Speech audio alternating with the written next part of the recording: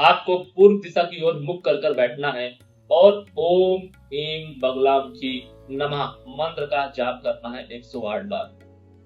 ये साधना आप शुरू कीजिए और ये साधना लगातार आपको 45 दिन तक करनी है। यानी कि आप सुबह उठिए, सुबह उठने के बाद में जो भी मैंने क्रिया बताई है कि माता को आसन बिछाना है, पीला दिया जलाना है, यही दिया आप रोज जला सकते हैं, क्योंकि मिट्टी के दिए को रोज रोज नहीं धोया जाता है। मगर ध्यान रखिएगा कि इस दिए को किसी और देवी देवता के सामने मत जलाइए।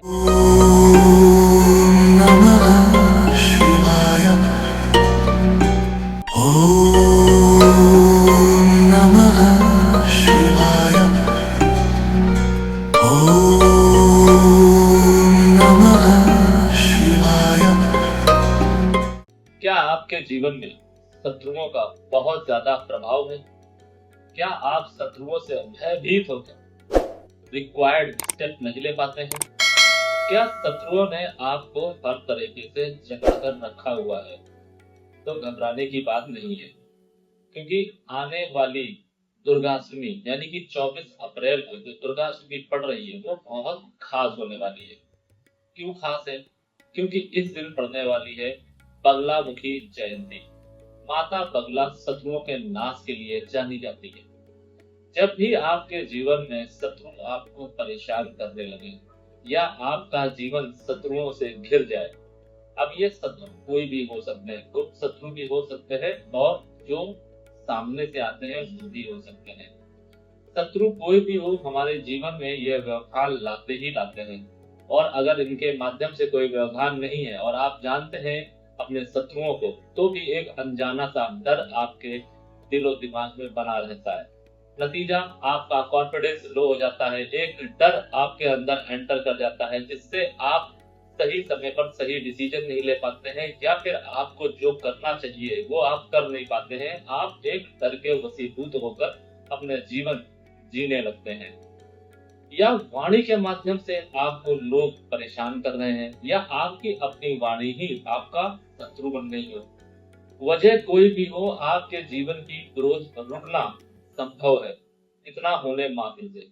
बस अगर आपके साथ ये दो चीजें हो रही हैं या आपका कम्युनिकेशन स्किल्स खराब है, तो भी ये बगलामुखी जयंती यानी कि दुर्गाष्टमी वाला दिन आपके लिए बहुत खास होने वाला है। मैंने आपको बताया है पिछले वीडियो के माध्यम से कि कुछ स्पेसिफिक तिथियां होती हैं, तिथियां किसी न किसी देवी देवता को डेडिकेटेड होती है, और वो जो तिथियां होती हैं और उसमें कुछ जयंतियां भी आती हैं, कुछ द्वादशी आती हैं, कुछ चतुर्थी आती हैं, कुछ अष्टमी आती हैं। हर एक तिथि का अपना वेटेज है, लेकिन उन तिथियों में जब कोई जयंती आ जाती है तो उसका वेटेज बढ़ जाता है। और खासकर अगर ये जयंती देवी की हो या किसी उग्र देवता की हो, दोनों ही कंडीशन में आपके फल हजारों गुना लाखों गुना बढ़कर आपको मिलता है। इसलिए इस दुर्गाष्टमी यानी कि बगलामुखी जयंती को अपने हाथ से मत जाने दीजिए। आपके जीवन में चाहे वाणी दोष हो, चाहे शत्रु का भय हो, इन दोनों से आप एक ही दिन में निजात पा सकते हैं। आज मैं आपको बताऊंगा कि ऐसे वो कौन से उपाय हैं जिसे आप करके बगलामुखी जयंती वाले दिन अपने शत्रुओं से और वाणी के माध्यम से, या अगर आपकी वाणी ही आपकी दुश्मन बन गई है तो उससे भी आप जीत सकते हैं, उसको भी आप पॉजिटिव कर सकते हैं। और साथ साथ आप ये भी जानेंगे कि क्या कहानी है इसके पीछे की, बगलामुखी माता क्यों इतनी इंपॉर्टेंट है। ये सारी चीजें आप इस वीडियो के माध्यम से जानेंगे। Welcome celestial seekers to the cosmic journey, where the stars align and destinies unfold. मैं यहाँ हूँ ताकि ब्रह्मांड के रहस्यों के माध्यम से आपको गाइड कर सकूं और ज्योतिष के ज्ञान से आगे का मार्ग प्रकाशित कर सकूं। जैसा कि आप लोग जानते हैं कि माता बगलामुखी के कई सारे रूप हैं, कई सारे मंदिर हैं। उन मंदिरों में माध्यम से तंत्र क्रियाएं भी की जाती हैं, क्योंकि माता बगलामुखी तंत्र को बहुत ज्यादा सपोर्ट करती हैं, क्योंकि ये उग्र देवी है। हर साल लाखों करोड़ों लोग आज के समय में बगलामुखी माता मंदिर जाते हैं, जिसमें से कुछ हजार लोग ही ऐसे हैं जो वहां पर बैठ के उनकी साधना करते हैं, और कुछ सैकड़ों लोग ही हैं जो साधना के बारे में सोचते हैं, और कुछ लोग ही हैं जो उस साधना को कर पाते हैं। ध्यान रखिए कि माता की साधना अगर आप सात्विक तरीके से कर रहे हैं तो आप अपने घर पे कर सकते हैं, लेकिन अगर आप सिद्धि चाहते हैं या कोई तामसिक क्रिया चाहते हैं या कोई तंत्र में तल्लीन होना चाहते हैं, तब आपको एक गुरु की आवश्यकता अवश्य पड़ेगी। मैं आपको विधि बता दूंगा, उस विधि के माध्यम से भी अगर आप चीजें करते हैं, साधना में तल्लीन होना चाहते हैं या तंत्र ही करना चाहते हैं, वो भी आपको रिजल्ट नहीं देगा। क्यों? क्योंकि आपके पास गुरु नहीं है। और अगर गुरु है तो हो सकता है कि मेरा आपको बताना काफी ना हो, क्योंकि आपका गुरु ही आपको बता दे हर एक चीज, अगर आपका गुरु ज्ञानवान है। गुरु हमेशा ही ज्ञानवान होता है, लेकिन आज के समय में हर कोई व्यक्ति गुरु बनना चाह रहा है, इसलिए मैंने ये शब्द का प्रयोग किया है। आपको हमेशा इस बात का ध्यान रखना चाहिए कि जब भी आप किसी को गुरु बना रहे हैं तो आप ये देखिए कि क्या आपके गुरु को ज्ञान है, और अगर उनको ज्ञान है तो कभी भी उनके ज्ञान पर संदेह नहीं करना चाहिए। क्यों? क्योंकि अगर आपने गुरु बना लिया और गुरु के ज्ञान पर संदेह कर रहे हैं तो आप नारायण पर संदेह कर रहे हैं। हो सकता है आपने अपने जीवन में पुण्य अर्जित किए हो और ये संदेह कर दिया हो आपने गुरु बनाने के बाद में, तो वो पुण्य आपके नष्ट हो सकते हैं। इसीलिए शास्त्रों में कहा गया है कि गुरु बनाने से पहले आपको एक बार नहीं लाख बार सोचना चाहिए। लेकिन अगर आपने गुरु बना लिया है तो आपको सिर्फ और सिर्फ उनको समर्पण देना है, क्योंकि गुरु समर्पण का भूखा होता है, वही आपको उस इष्ट से मिला सकता है जो आपके भाग्य को बदल सकता है। इसीलिए कहा जाता है कि गुरु हमारे भाग्य को भी बदल सकता है। अब हम जानते हैं वो कथा की क्या कथा है, बगलामुखी माता की उत्पत्ति की। एक समय था जब ये सृष्टि तूफानों से घिरी हुई थी, देवी देवता सब परेशान हो गए थे, किसी को समझ में नहीं आ रहा था कि क्या किया जाए। तूफान लगभग इस सृष्टि को निगलने की कगार पर था।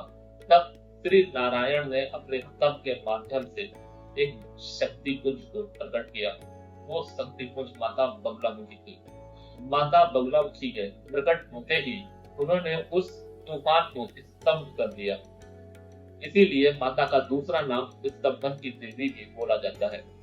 स्तंभन का अर्थ होता है किसी भी चीज को रोक देना, यानी कि अगर आप माता बगलामुखी की सिर्फ नॉर्मल वे में भी पूजा करते हैं, जो भी मैं आपको बताऊंगा, उसके माध्यम से भी माता बगलामुखी आपके शत्रुओं को रोक देगी। उनकी बुद्धि को वो पलट सकती है, उनकी वाणी को वो हर सकती है।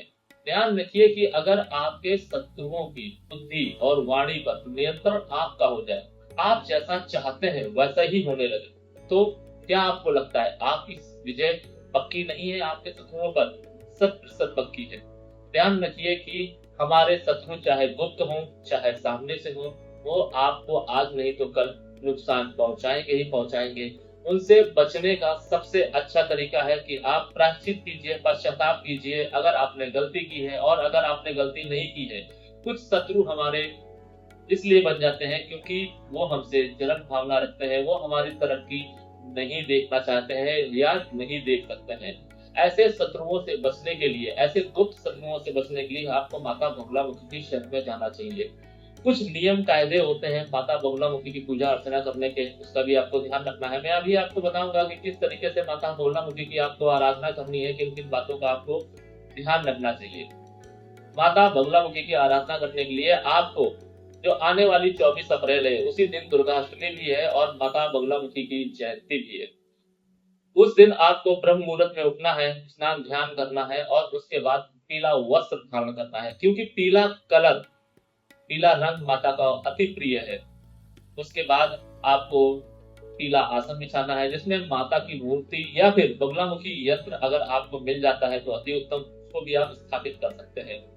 पीले पुष्प अर्पित कीजिए, पीला दीपक बनाइए, पीला दीपक मिट्टी का लीजिए, उसको हल्दी से आप रंग दीजिए, उसमें घी डालिए और पीले धागे से आप उसकी बत्ती बनाइए और उस बाती में आप अग्नि प्रज्वलित करके माता को वो दिया समर्पित कीजिए। ध्यान रखिए कि दिया को आपको ऐसे नहीं रखना है। जो भी आपने पीला आसन बिछाया है उस आसन के ऊपर थोड़े से चावल रखिए, पीले कलर के चावल रखिए, अच्छन रखिए, उसके ऊपर आप दिया को रख सकते हैं।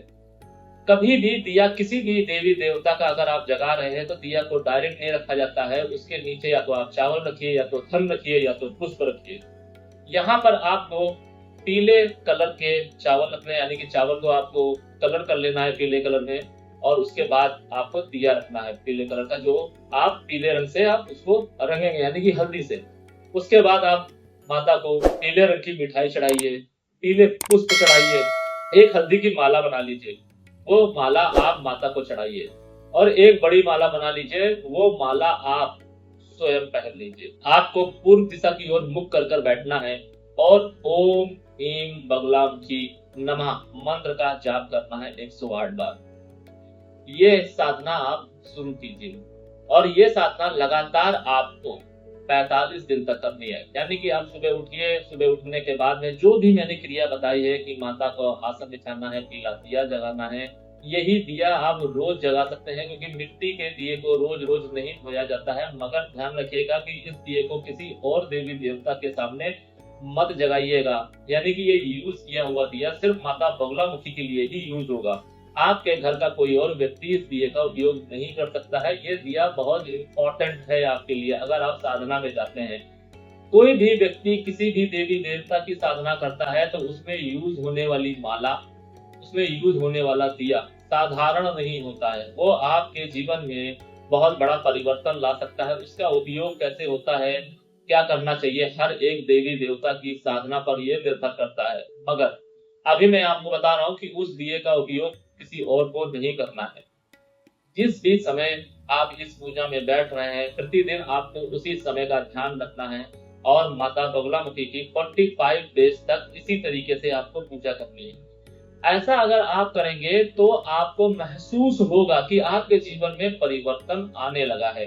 एक बात और, जब भी आप माता के मंत्र का चैंट करेंगे, ओम ह्रीं बगलामुखी नमः, बहुत धीरे धीरे करना है। कितना धीरे करना है कि माता के एक मंत्र के बाद जब आप दूसरा मंत्र का चैंट करेंगे, उस बीच में, उस दौरान आप कल्पना कर सके कि आपके जितने भी शत्रु हैं उनका शमन हो रहा है, माता उनको शांत कर रही है, उनका नाश कर रही है।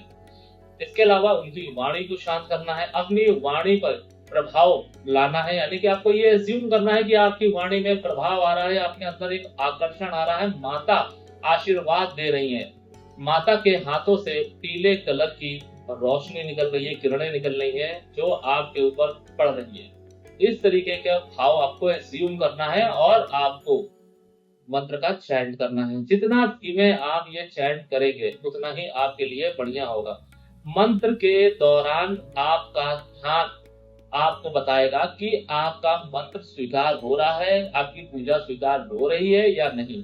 क्या होगा इस मंत्र के दौरान, आपका ध्यान मुकम्मल होने लगेगा, आपका ध्यान गहरा होने लगेगा और आपको मन शांत होने लगेगा। आपको लगेगा कि आपको बहुत अच्छी शांति पसंद आने लगेगी, शांति आने लगेगी, आपका दिमाग शांत होने लगेगा। आपको ये हीलिंग, ये जो शांति है, ये अंदर भी महसूस होगी। यानी कि अगर आपके घर में चाहे कितना ही शोर शराबा हो रहा होगा, आपको उसका कोई असर नहीं होगा। नेगेटिविटी आपकी दूर होगी, कॉन्फिडेंस आपको आएगा, आपको आपका जो शरीर है वो थोड़ा थोड़ा भारी लगने लगेगा, एक अजीब सी गर्माहट आपको महसूस होगी, यानी कि आपको गर्मी लगेगी। अगर आपको ऐसा प्रतीत हो रहा हो इस पूजा के दौरान, तो आप समझिए कि आपकी पूजा स्वीकार हो गई है। पूजा के बाद आपको आपका कॉन्फिडेंस बढ़ा हुआ दिखाई देगा। इसके अलावा आपको एक अजीब सी शक्ति आपकी बॉडी में एंटर करती नजर आएगी, यानी कि आपको लगेगा कि आपके अंदर एक ऊर्जा समाहित हो चुकी है जो आपको प्रोटेक्ट कर रही है। आपका बिलीफ सिस्टम बढ़ जाएगा, आपका कॉन्फिडेंस लेवल बढ़ जाएगा, आपके शत्रु शांत होने लगेंगे, आपके जीवन में नए रास्ते प्रशस्त होने लगेंगे। आपको समझ में आने लगेगा कि आप बगलामुखी माता की शरण में जा चुके हैं और माता आपको स्वीकार कर रही है। अगर आपको ऐसा अनुभव होता है और माता की पूजा के आप अगले चरण में जाना चाहते हैं या चाहती हैं, तो आप हमसे कांटेक्ट कर सकते हैं। मैं आपको इसका दूसरा तरीका बताऊंगा कि क्या है इसका दूसरा चरण। बात करते हैं उन लोगों की जो तत्व साधना करना चाहते हैं, जिसे हम कहते हैं स्तंभन साधना। ये साधना रात में होती है, रात्रि 10 बजे के बाद में। सामग्री सेम यही रहेगी, लेकिन इसमें एक नारियल जुड़ जाएगा, कुछ तिल जुड़ जाएंगे और इसके अलावा कुछ फल जुड़ जाएंगे। ये सारी चीजें आपको एकत्रित करनी है। जो भी चीजें मैंने सुबह के लिए बताई है, यही सारी चीजें शाम के लिए भी होंगी, लेकिन उसमें नारियल, तिल और फल जुड़ जाएंगे ये आपको ऐड करने हैं। और माता के कम से कम 13 दिए आपको जगाने हैं। 13 दिए वो भी किस तरीके से जगाने हैं, जहां पर भी आप माता को स्थापित कर रहे हैं उसके चारों तरफ आपको ये 13 दिए जगाने हैं गोलाई में, यानी कि एक सर्किल बना होगा जिसमें आपको 13 दिए रखने हैं और उसके बीच में आपको माता को स्थापित करना है। फिर माता को आप चाहे फोटो के प्रतिमा के रूप में स्थापित कीजिए, फोटो के रूप में स्थापित कीजिए या फिर यंत्र के माध्यम से स्थापित कीजिए। ये 13 के 13 दिए आपके जगते रहने चाहिए। आपको प्रतिदिन ओम एम हीम क्लीम बगलामुखी नमः मंत्र का जाप करना है। कितना? आपको ये जाप करना है 49 माला। ये जाप आपको 49 डेज करना है, यानी कि 49 दिन। ये 49 दिन जाप अगर आपने कर लिया, मगर आपके गुरु होने चाहिए। अगर आपने बिना गुरु के ये साधना की तो ये साधना पूरी नहीं होगी। ये साधना 99.9% कंप्लीट हो सकती है, लेकिन वो 0.1% बिना गुरु के आशीर्वाद से माता आपको आशीर्वाद नहीं देगी। मतलब जो आपके बीच में, मतलब माता और आपके बीच का जो एक मेन डोर है वो अनलॉक नहीं होगा। उसे अनलॉक करने के लिए आपको वो 0.1% फिल करना पड़ेगा, गुरु अपने जीवन में लाना पड़ेगा। वो गुरु ऐसा होना चाहिए जो उस ऊर्जा से आपको रूबरू करा सके, उससे आपको मिला सके और आपको ये बता सके कि उस ऊर्जा को किस तरीके से संभालना है। इसके साथ साथ आपको ये भी समझना होगा कि माता बगलामुखी का जब आप 49 माला जाप करेंगे, रात्रि 10 बजे के बाद बैठना है। ये आसान नहीं होगा। इसमें आपको शुरुआत के 7 दिनों में डर लग सकता है, हो सकता है कुछ ऐसी एनर्जीज आपको नजर आने लगे या उनकी आवाज आपको सुनाई देने लगे जिससे आप भयभीत हो, लेकिन आपको वहां पर भयभीत नहीं होना है। ये मैं चीजें इसलिए बता रहा हूँ कि कुछ लोग ऐसे भी होंगे जो मेरी बात को नकारेंगे, बिना गुरु के आप पूजा करने बैठ सकते हैं। तो उनको मैं बता दूं कि ऐसी गलती आप मत कीजिएगा, क्योंकि आपको ये सारे अनुभव होंगे ही होंगे। हो सकता है आपके घर में कोई नेगेटिविटी हो, वो नेगेटिविटी भी हाइपर एक्टिव हो सकती है, वो आपको या आपके घर वालों को परेशान कर सकती है। आपके घर में अचानक आग लग सकती है, एक्सीडेंट हो सकते हैं या फिर किसी को हार्ट अटैक भी आ सकता है। इसीलिए किसी भी उग्र एनर्जी को एक्टिवेट मत कीजिए। गुरु का होना बहुत आवश्यक है, इसमें आप सावधानी रखिए।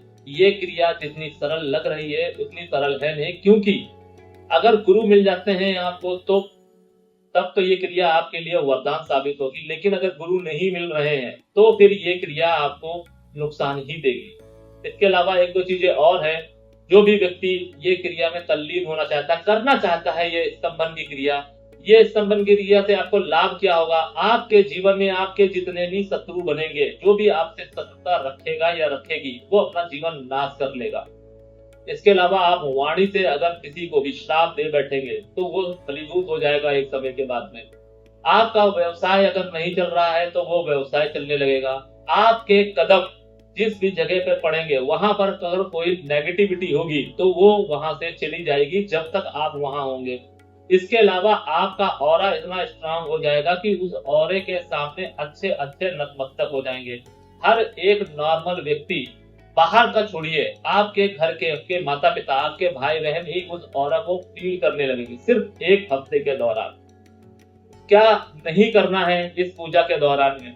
आपको मौन धारण करना है, यथासंभव मौन धारण करना है, क्योंकि अगर आपने मौन धारण नहीं किया तो इस ऊर्जा का क्षय होगा। और आपको गलत नहीं सोचना है, नेगेटिव नहीं सोचना है, मजाक में ये पूजा नहीं करनी है। मजाक में पूजाएं बहुत सारे लोगों ने की है। मजाक में जो भी व्यक्ति ये पूजा करता है वो अपने जीवन को बर्बाद कर लेता है। इसलिए इस पूजा को कभी भी मजाक में मत कीजिएगा, आप सीरियस रहिए। आप अगर आपको इस पूजा की जरूरत है, आपके अंदर से ये आवाज आ रही है, तो समझिए कि माता आपको मौका दे रही है। माता खुद चाहती है कि आप इस पूजा में तल्लीन हो।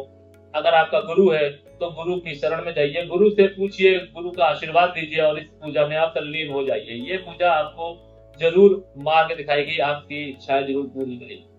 इसके अलावा अगर आपकी कोई विश है तो ये विश भी माता पूरे करती हैं। उसके लिए आपको क्या करना है? अपनी विश को लिखना है और माता के प्रति समर्पित कर देना है। ध्यान रखिए कि अगर जो भी सर्किल आप बनाएंगे 13 दियों से, वो 13 के 13 दिए भी आपको किसी को यूज नहीं करने देना है, उसको संभाल के रखना है, अपने आसन को संभाल के रखना है, माता को जो भोग लगा रहे हैं उसको भी ध्यान रखना है। इसके अलावा हर पूजा के अगले दिन आपको कुछ दान करना पड़ेगा। वो दान क्या होगा वो पूजा टू पूजा वेरी करेगा, यानी कि आपकी मनोकामना क्या है उस पर भी वेरी करेगा। को जानने के लिए आप हमसे कमेंट कर सकते हैं या फिर आप हमसे व्हाट्सएप के माध्यम से भी जुड़ सकते हैं। ये एक ऐसी साधना है जो अगर आप चूक गए तो हो सकता है अगली साल आपको मौका मिले, या फिर हो सकता है वो भी ना मिले। क्योंकि अगर आज आप ये मेरा वीडियो देख रहे हैं तो ज्ञान आपको मिल रहा है, और आपको ज्ञान मिल रहा है तो हो सकता है उस परम पिता परमेश्वर की माता बगलामुखी की इच्छा है कि आप उनकी इस पूजा में तल्लीन हुई है। क्योंकि ये वीडियो हर कोई नहीं देखेगा। जो इस पूजा में जाना चाहता है या चाहती है, जिसके योग बनने होंगे वही इस पूजा में आएगा। ये पूजा साधारण है मगर असाधारण रिजल्ट देती है, लेकिन गुरु को अनदेखा मत कीजिए। आपको ये समझना होगा कि इस ऊर्जा को, यानी कि माता बगलामुखी के बारे में आपने जो भी सुन रखा है वो गलत नहीं है, वो सब कुछ सही है। बस आज आपको इसके बारे में जानने का मौका मिला है, अनुभव करने का भी मौका मिला है। अगर आप मेरी बातों से सहमत हैं, आपके मन में कोई संदेह है तो आप हमसे कर सकते हैं सवाल। इसके अलावा अगर कोई आपके मन में कोई डाउट है, या फिर इसके अलावा अगर आपका कोई सवाल है इस पूजा से जुड़ा हुआ, या आप अपनी कुंडली के हिसाब से, या अगर आप किसी ऐसी मुसीबत में फंस चुके हैं जिससे आप निकलना चाहते हैं मगर निकल नहीं पा रहे हैं, या शत्रुओं ने आपको बुरी तरीके से जकड़ रखा है और आप निदान चाहते हैं, तो भी आप हमसे कांटेक्ट कर सकते हैं। मैं आपका मार्गदर्शन अवश्य करूंगा। ध्यान रखिए कि ये साधारण पूजा नहीं है। बगलामुखी जयंती हर महीने नहीं आती है, हर दिन नहीं आती है, ये साल में एक बार आती है। जैसा कि मैंने हमेशा आपसे कहा है कि हर एक ऊर्जा का अपना ही एक विधान है, एक तरीका है, और ये पूजा, ये विधान अगर किसी स्पेसिफिक तिथि जयंती के माध्यम से होती है तो उसका फल कई हजार गुना बढ़ जाता है। इस दिन पीले वस्त्र पहनना ना भूलें। अगर आप कुछ भी नहीं कर रहे हैं तो आप इस दिन स्नान ध्यान कीजिए, पीले वस्त्र धारण कीजिए, पीले वस्त्रों का दान कीजिए, पीली मिठाइयों का दान कीजिए, गरीबों की सेवा कीजिए, गरीबों को दान दीजिए माता बगलामुखी के नाम से। अगर आप वो भी नहीं कर सकते हैं तो आप एक नारियल लेके आइए, अपने घर वालों के सर से घुमाकर इसको किसी भी माता के मंदिर में आप इस नारियल को रख सकते हैं। तो इस बार आपको चूकना नहीं है, माता की इस ऊर्जा को अपने साथ अलाइन करना है। आज के लिए फिलहाल इतना ही। सेलेस्टियल एनर्जीज आपका मार्गदर्शन करें और आपके आगे के सफर को प्रकाशित करें। शरणम।